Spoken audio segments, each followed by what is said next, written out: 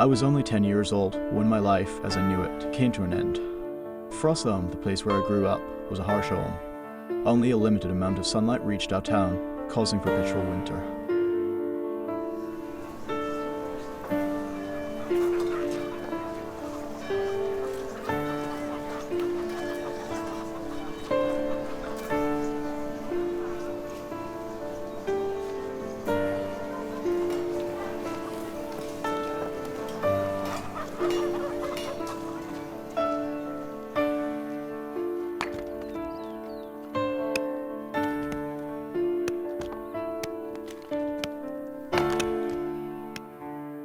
Despite living in poverty, my parents showed courage by opposing the mistreatment we faced. They fought against hunger, cruelty, and injustice. Then came the terrible times, the period of great famine.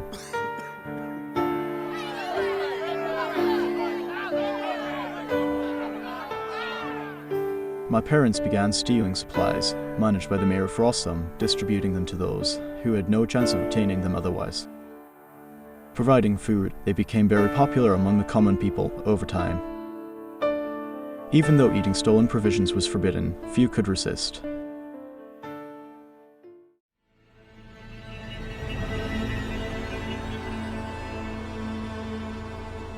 As their popularity grew among the common folk, it also rose in the eyes of the mayor's gods.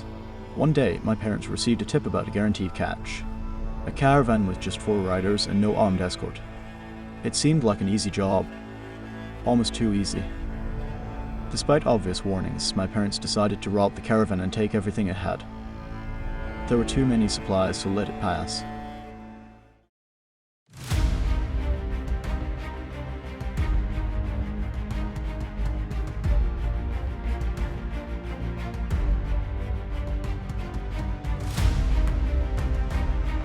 During the attack on the caravan, it was ambushed by 24 armed men. It was a massacre. Even though the ragtag group of rebels stealing food had some combat experience, against the seasoned gods of the mayor, they had little chance.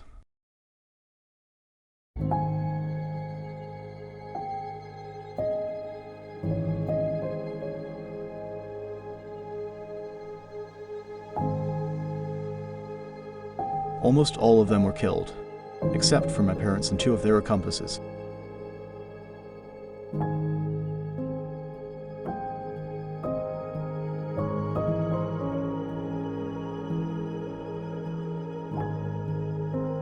The mayor subsequently executed them by hanging the next morning.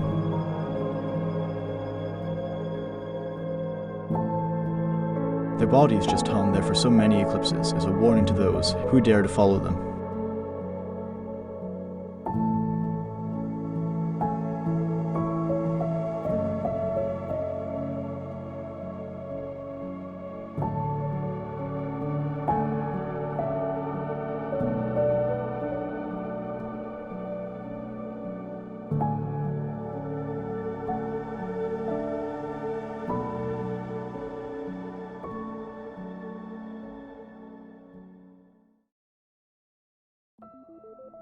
I had no idea what it all meant.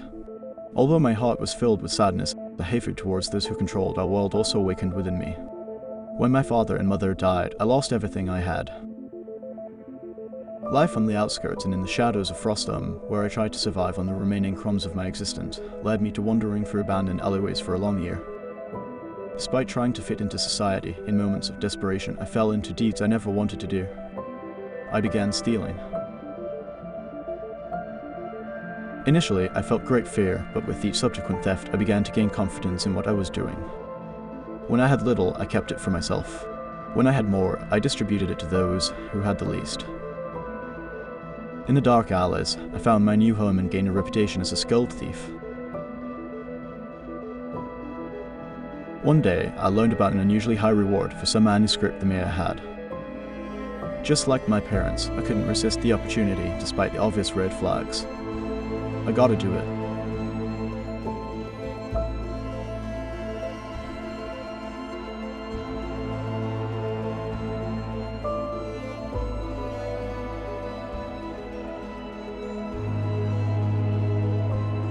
I almost had it, but then the butler saw me. I froze for a second. I'm sure he knows my face from the streets. Then he started yelling to alarm others, and I run away.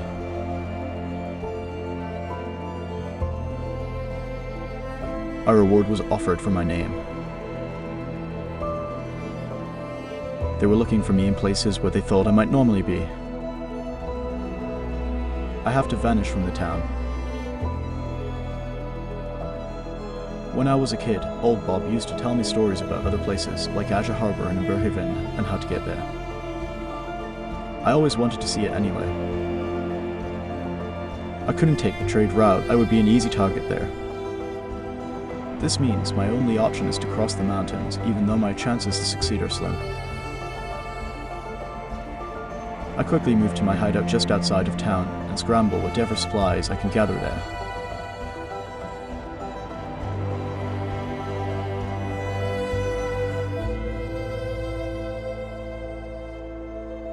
So here I am, ready to set out on a journey towards Inverhaven. The City of Sun, as Bob called it.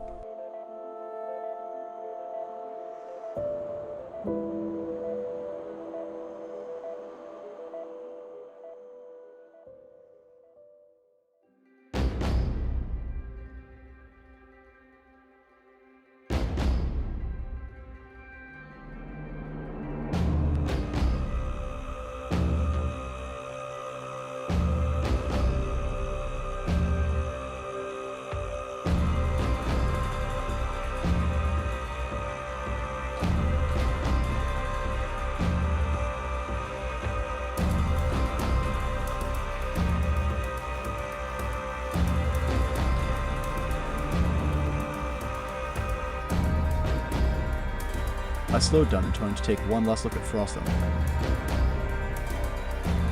The city where my entire life had unfolded now seemed distant and noisy. A reward had been announced for finding the manuscript and capturing those who had stolen it.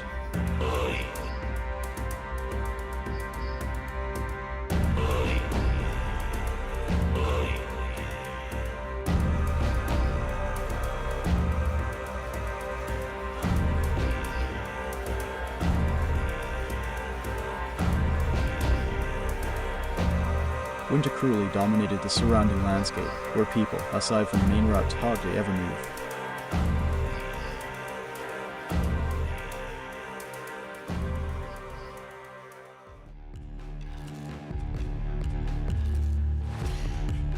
My eyes slid towards the icy cliffs, which were now my only option. The journey was said to last for 5 eclipses before the snow begins to recede, transforming the landscape into a green oasis. Old Bob, who taught me everything I know about the streets of Frostham, told me about this path.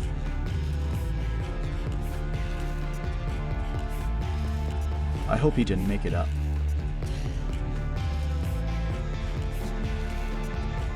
One eclipse is behind me. I've been on top of the icy cliff for hours now and can't find a place to rest.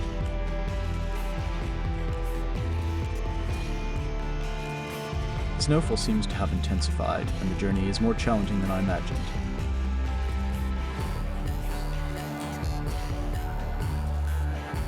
It would probably be warmer below the cliff, but the thought of being captured and executed compels me to stay on the safer path. The blizzard pulls you into a world where it's just you and your thoughts, and the end of this white wasteland is not in sight.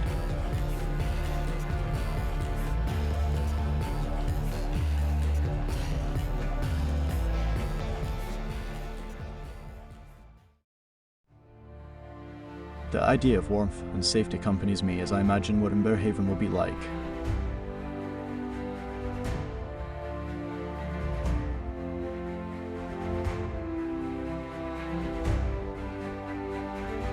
But what if such a place doesn't exist at all? This question tortured my mind. For a while, I let myself be carried away by dreams of warmth and tranquility. This small comfort helps me overcome the next hours of walking in the blizzard.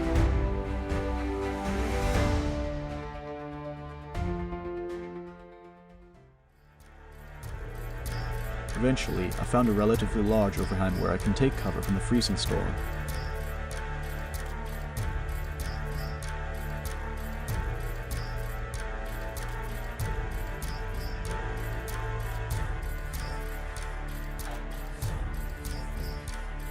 Watching the flames, I can't help but smile at the absurd idea that Inverhaven might not exist after all.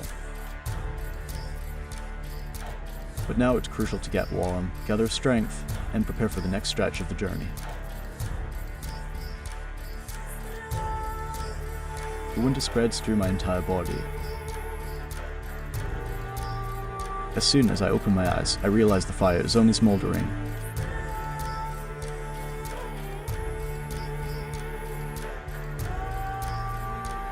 Another eclipse is approaching, and I know that surviving the next stage will be crucial. My thoughts turn to the idea that maybe, just maybe, I could reach the Warmlands and start a new life.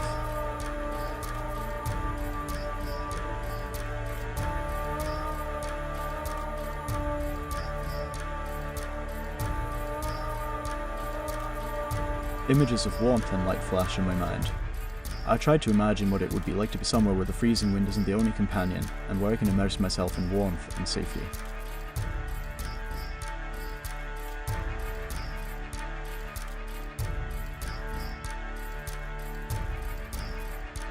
The hope that this isn't the end keeps my body on its feet and gives me the courage to venture again into the endless blizzard.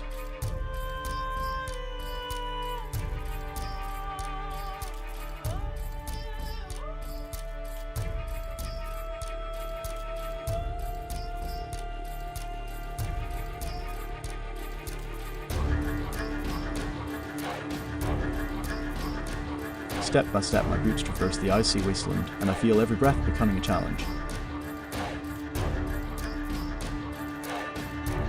Smoke behind me disappears into the darkness, and I'm left with my courage and a desire for a new beginning.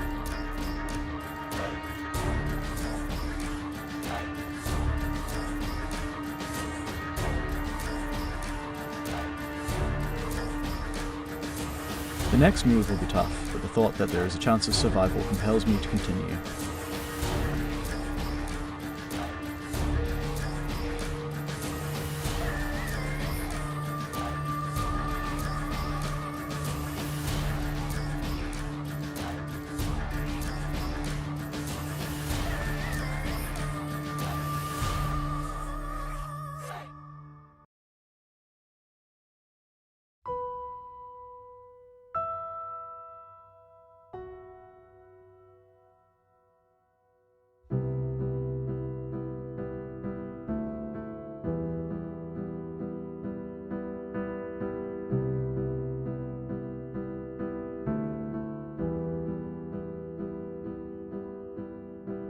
It feels like I still don't know where I am heading, and the snowfall doesn't let up. Step by step, I wade through the ever-deepening snow.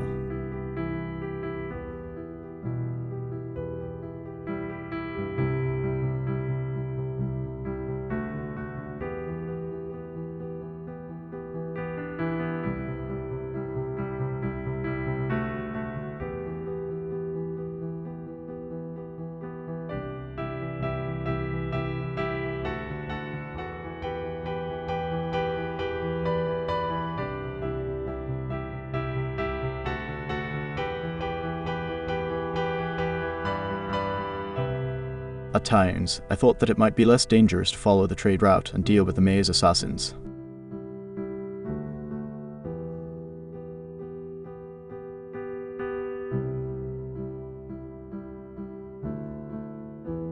Anyway, I can't go back now.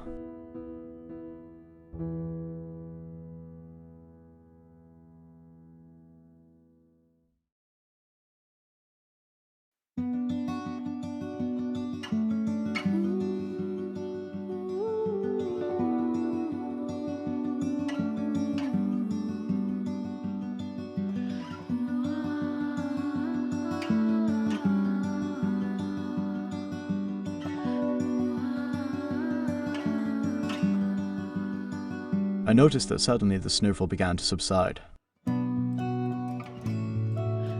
In the distance, I spotted another rock sticking from the snow.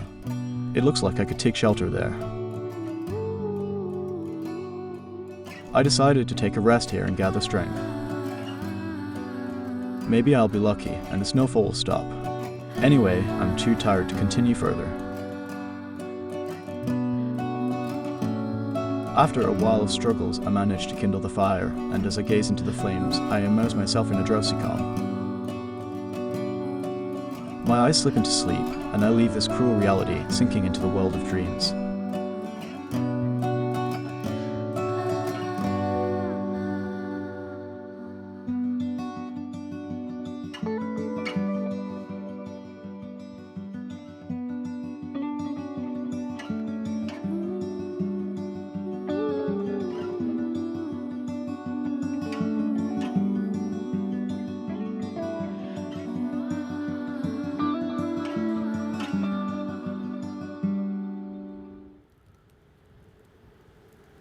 I don't know how many eclipses have passed. Time becomes elusive, and I'm starting to lose track.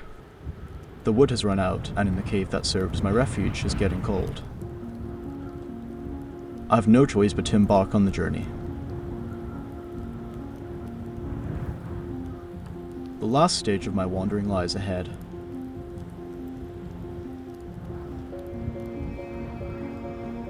I pack all my belongings and carefully prepare for another major blizzard. The thought of freezing in this icy wilderness terrifies me.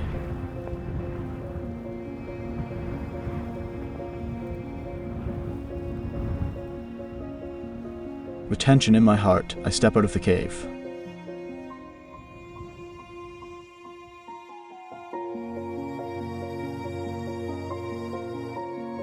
The sight before me is unforgettable. In a storm, nothing was distinguishable, but now I realize I've been on the edge of a cliff all along.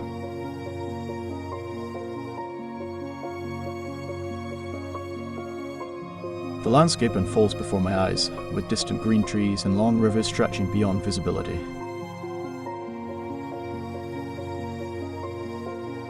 The truth is just as old Bob said. Somewhere beyond this icy hill hides the Warmlands.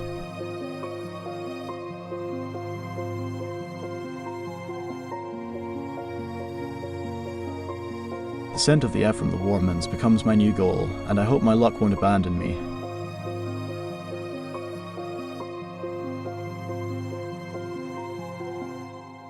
I will need it.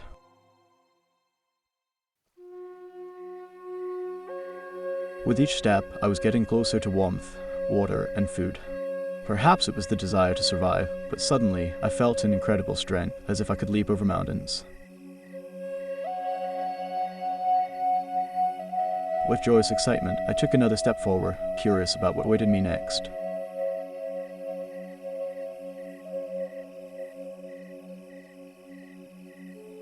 My foot got stuck in the cold grip of ice. Uh-oh. Suddenly, I was sliding down the icy surface. Frightened, I tried desperately to grab onto anything that would slow down my uncontrolled slide into darkness.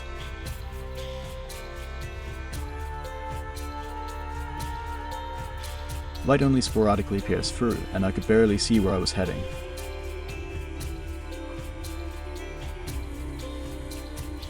Memories of the journey I had undertaken so far started flashing through my mind. The feeling that this might be the end surrounded me. I almost managed to overcome the icy hell, and now this? Hopelessly sliding further, I accept the fact that my adventure is coming to an end.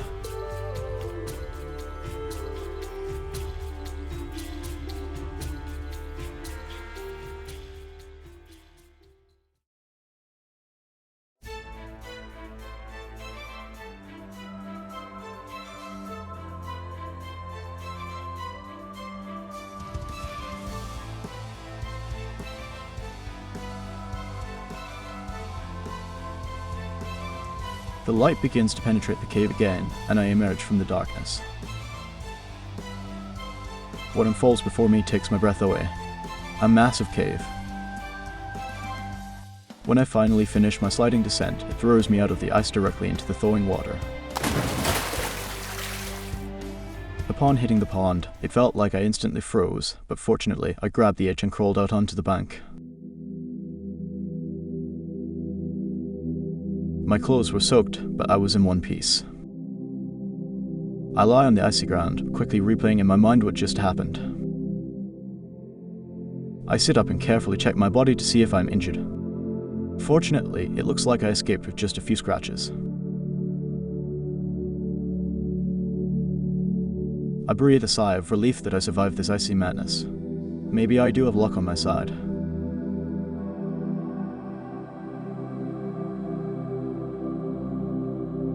Water flows near me, heading for the jungle. Slowly, I crawl towards it. I pull out my canteen and dip it into the water.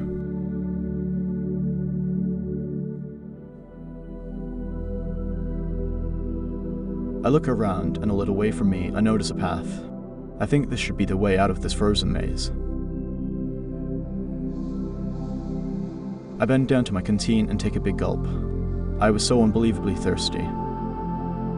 Time to refill the canteen. I stand up and look towards the cave. I am completely stunned. Before me, I see big hairy paws. I look up, and Imrozgar stands in front of my eyes. Its tusks and enormous hands could crush anything in its way. I never believed that this mythical creature actually existed, let alone that I would have to face it. My senses sharpen, and I stand there, holding the canteen tightly, but completely paralyzed. It's not making a sound, but in that silence, I feel the tension and danger in the air.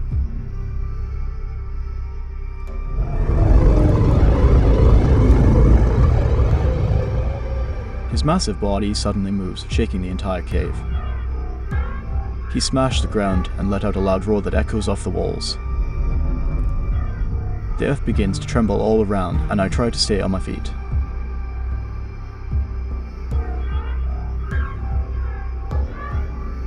With my eyes, I search for a way out of the cave. I know that every second is crucial for my survival now. The moment of decision comes when I realize that the only way to escape is to jump into the unknown and let myself get carried down by the waterfall, or to face the mythical beast head on.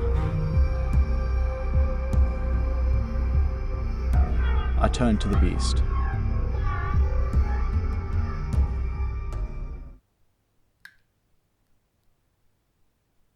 The whole world seems to have suddenly fallen silent. I feel my heart pounding in my chest as I try not to reveal my intention. Slowly, I lean my body, trying to reach the knife tucked behind my belt. As I manage to touch the knife's hilt, Imrozgar senses that something is wrong and lunges towards me. An idea flashes through my mind. I'll try to slip past him and escape through the path behind him. Time's up. He's almost upon me. I wait until the last moment. Imrozgar swings his enormous hand, and I manage to grab the knife and run towards him. My heart is racing, and I try to focus on my plan. We're getting closer.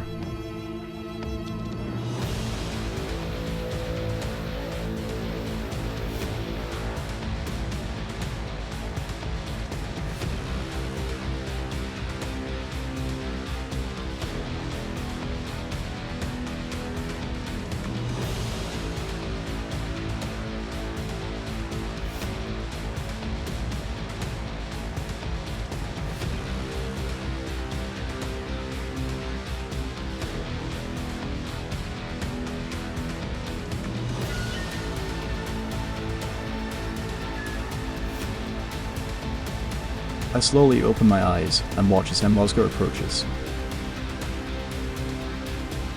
I pretend to be dead, which is not very challenging as I'm completely battered.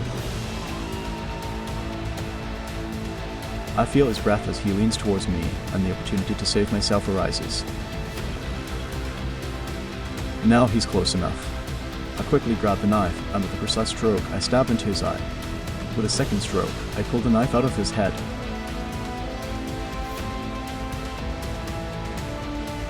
Imrozgar starts roaring and wildly thrashing around. He seems disoriented. It's now or never. I try to lift my battered body.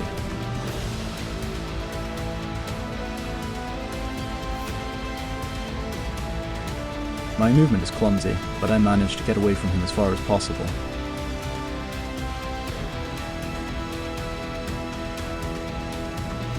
The cave begins to shake, and I feel M. Musker targeting me again. Things around me crack, and everything collapses.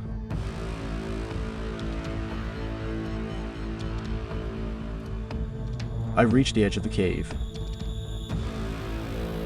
There's no path, only the end of the cliff. Underneath me, I see a massive waterfall formed by the melting water from the glacier. I have no choice. I have to jump.